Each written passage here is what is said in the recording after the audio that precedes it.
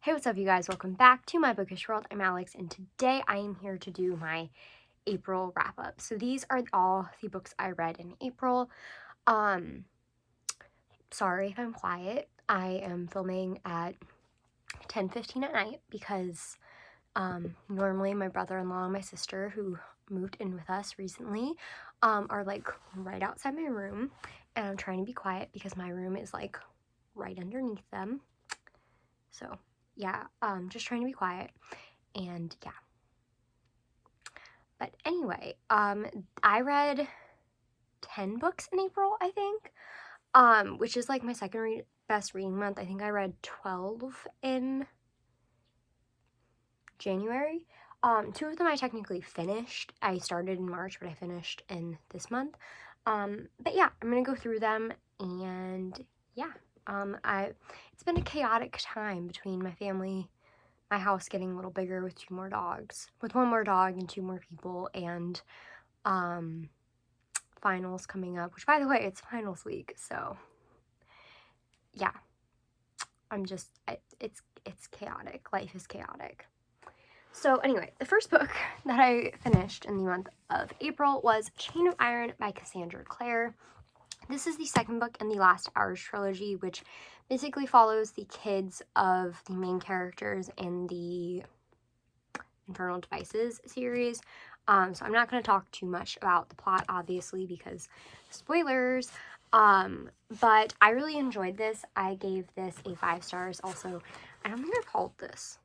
Have I hauled this? I've hauled this. Maybe. But it's signed, which is cool. But yeah, anyway, I really, really enjoyed this. I give it 5 stars, like I said. Cassandra Clare's books always start off so slow for me, and this is a chunker, so like it took me some time to get through this. They always start off so slow for me, and I'm like, oh no, maybe this is gonna be a 4 stars, maybe a 3 stars, maybe I'm done with Cassandra Clare books. And then I get like in the middle and the end, and it's like, oh, how could this ever have been a 3-star book? Of course this is 5 star. So yeah, Cassandra Clare, just, I don't know. She's awesome. I love her. I love her books. So, yeah. The next book that I read is not one that I own because I got it from the library, but that is Duke by Default by Alyssa Cole. Alyssa Cole. This follows the best friend of the main character in A Princess in Theory, which I read in March.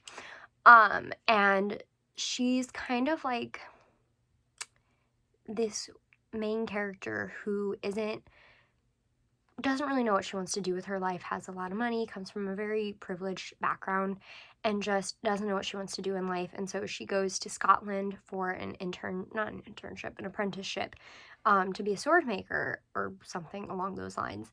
And she ends up finding out that her boss is actually this long-lost duke, and it's a romance between her and her boss. And I gotta say, it was really good. I think I had some issues with the first book being kind of slow. I gave that one like 3.5 stars.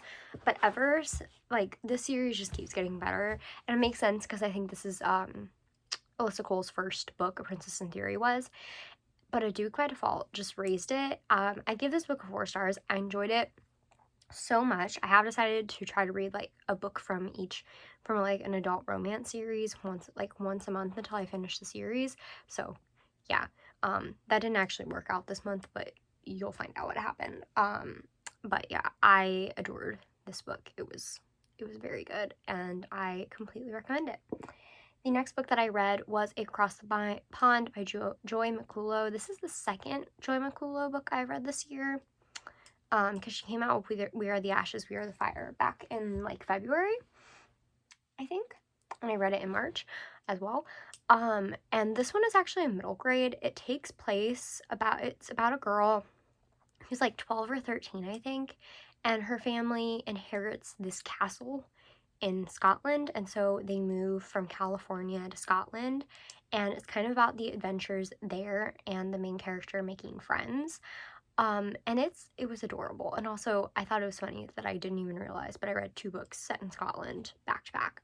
But this was really cute. I gave it a 4 stars as well. I don't usually give middle grades 5 stars unless it's like Rick Riordan, because Rick Riordan is a king.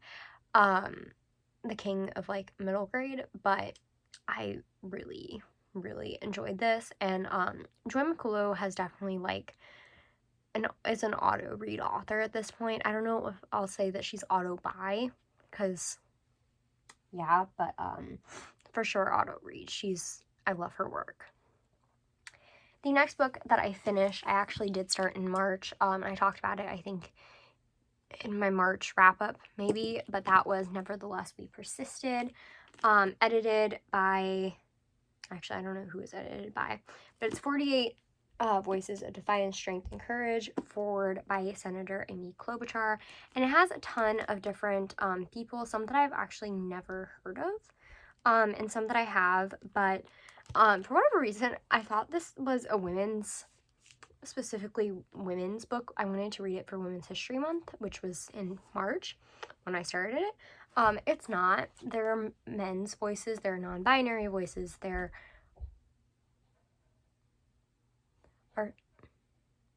are so many voices in this book, and I really loved reading all of the essays. I think it does a great job of talking about different issues. We have multiple people with different disabilities, with mental illness, that are queer, that come from different backgrounds, and I totally recommend this. I think it's super inspiring because it's all about these people that really defied the odds and persisted. I didn't give this a rating because I don't really give nonfiction ratings, but I definitely recommend this, especially if you kind of need something inspiring. The next book that I read was Twice in a Blue Moon by Christina Lauren. This is a recent-ish Christina Lauren book. I think it came out sometime last year or in 2019. I don't remember. But a lot of people were talking about it when it came out and didn't love it, so I was really nervous about liking it. But basically, this follows a girl who is the daughter of a famous movie star, but her family, like her mom, doesn't want her to be a part of that life. And then when she's on a trip to London for her high school graduation gift, she meets this boy that she grows super close with, and tells her secret to. And then, and this isn't a spoiler, it literally happens. Like, I think I'm pretty sure it says this in the thing, in the synopsis, that he betrays her. And then flashback like 14 years or something like that in the future, and she is working on this movie, and the boy who betrayed her is involved in it. So I wasn't expecting to like this. I went in with really low expectations just because of all the bad things I'd heard about it, but I ended up giving it a 4 stars. I loved this. I had a really good reading month, actually. But yeah, I really enjoyed this. I don't know what else to say. It was so good. I loved the story. It was fast paced. I loved the romance. I've learned that like maybe I do like second chance romance if it's just written in a certain way. So now I want to go back to like Christina Lauren's other works and read them eventually, like Love in Other Words. I think that I was just not in the mood for that, but oh my gosh, I adored this. The romance was so good. I love the things that it explored. And yeah, I really enjoyed it. I was really worried because I know Christina Lauren's newest books haven't been getting the best reviews, but like, now I'm excited.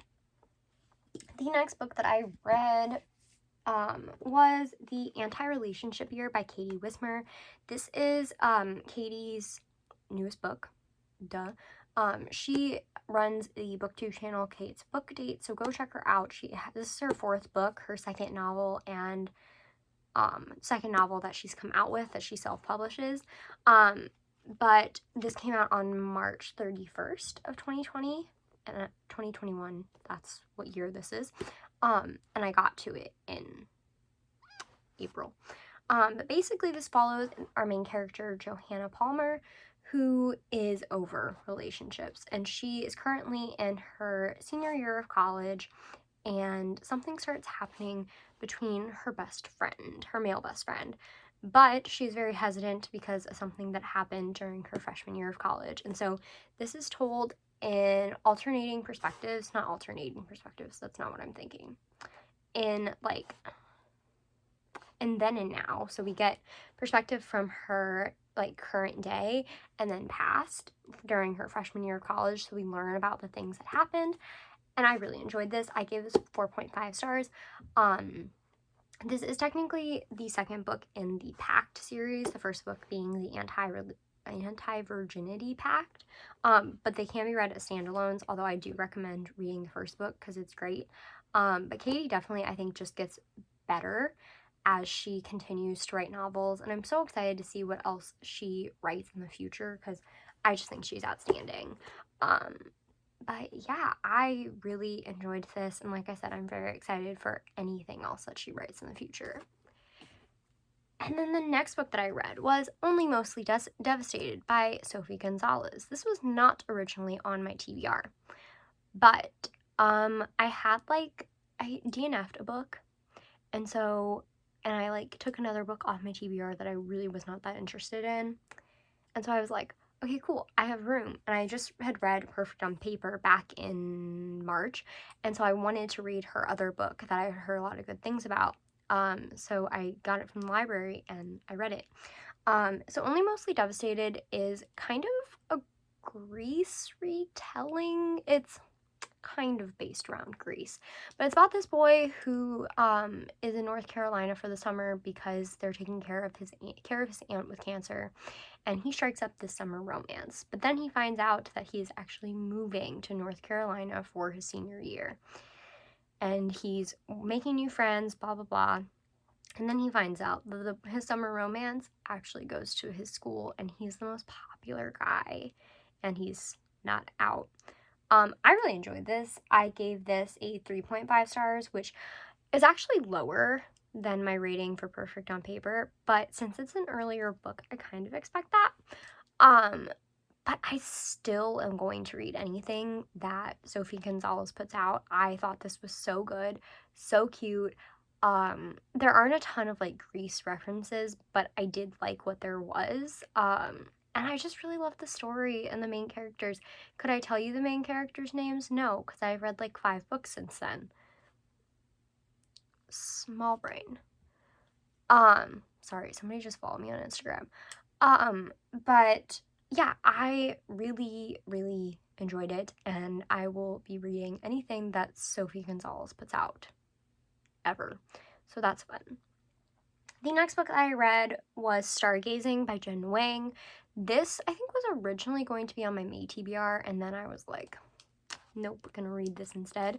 Gonna read this now because I could, and I wanted to read a graphic novel. I literally read it like when I got home from work one day because it was nice out, and I just sat outside and read, and it was cute. I will say I'm not the biggest fan of graphic novels, not for any other reason other than like I want more out of a story than what we get in graphic novels, but it didn't take me long to read. It's basically about this girl who makes friends with this other girl who's kind of considered like the weird girl in her school, and it's just a really cute story. And it has Asian main characters, and the author is also Asian, so that's cool, especially with, you know, all the hate crimes, and especially with Asian Pacific Islander Month.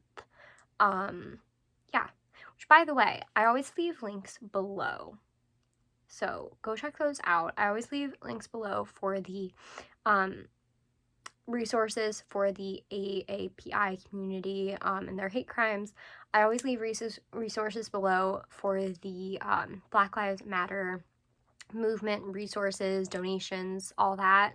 And I probably will also be leaving below some where that you can donate or read about what's happening in India, as they are facing a huge like COVID crisis there, and they really need help. So I will be leaving that below. And of course, if any other issues in the world come up that I feel like I need to talk about, come up, I will always leave them in my description below for information, as well as my own social medias. So that's cool. So go check those out. The next book that I read, moving on, was White Fragility, Why It's So Hard for White People to Talk About Racism by Robin DiAngelo. I listened to this on audiobook throughout the month of April. I didn't give this rating, as like I said, I don't give nonfiction rating, which is fine. I just don't. There were some things that I really did enjoy about this book. I liked that I kind of focused on the fact that everybody has racial biases and racial prejudice, and we cannot consider people horrible people because they have that, because that's just the society we grew up in. But it is up to us to change that and point it out to people and work towards changing that. And like, I took this book with a grain of salt because I know it's had a lot of different reviews, and especially because it's written by a white woman, and I know that I've heard people in the community, specifically Black people, say that maybe this is not the best book for anti-racism, but it is a good place to start, which is what I was doing. I am planning on reading plenty of other anti-racism books, which I will be talking about in the next months, rest of the year, I don't know. But I do think that this is a great beginning point specifically for white people, but I also think it might be good for other people, specifically Black people, to kind of understand why we are the way we are. But specifically for white people, I will probably be passing this on to my mom because I want her to read it. She never got to finish it. And then honestly, I know I bought this copy for myself, but I might start like leaving it in a little free library or something because I want other people to read it and have access to it. Who knows? Maybe I'll just give it to people and be like, hey, you need this. Learn. Do something. Yeah. So no rating. But like I said, I took this with kind of a grain of salt, but I did enjoy some of the points that were brought up in here. And then the last book that I read was Once Ghosted, Twice Shy by Alyssa Cole. So like I said, I was originally going to read one adult romance a month in a series. So like the Brown Sister series, I'll read one book a month. Sorry, my friend started calling me. But I had like 2 days left of the month and I didn't have a book. And this one came in and it was like 130 pages, so I read it in 2 days. But basically this follows the assistant in the first book in the Reluctant Royal series. So we kind of get to learn about what her story is, what happened with her romance in that book, and then also her romance and it working out finally. And it's a female-female romance. I think it was really great. I really enjoyed it. I don't really have much to say because it's a novella, and like I said, it was like 130 pages, but I really enjoyed it, and I definitely recommend the Reluctant Royal series. It's not too, like, steamy. It's steamy enough, but it's definitely not the steamiest, like, romance novel I've read. But I definitely recommend it, not just because it's written by like a Black author or anything, although there aren't a ton of Black romance authors that I have read. And I am excited to read, as I get more into the romance genre, to read more Black authors, but I really enjoyed this one, and I'm currently reading the next novella, and already loving it, even though I'm 30 pages in, so that's exciting. So yeah, don't forget to comment, like, and subscribe. Follow all my social media down below. That's Twitter, Instagram, and Goodreads. And I will see you guys next time. Goodbye!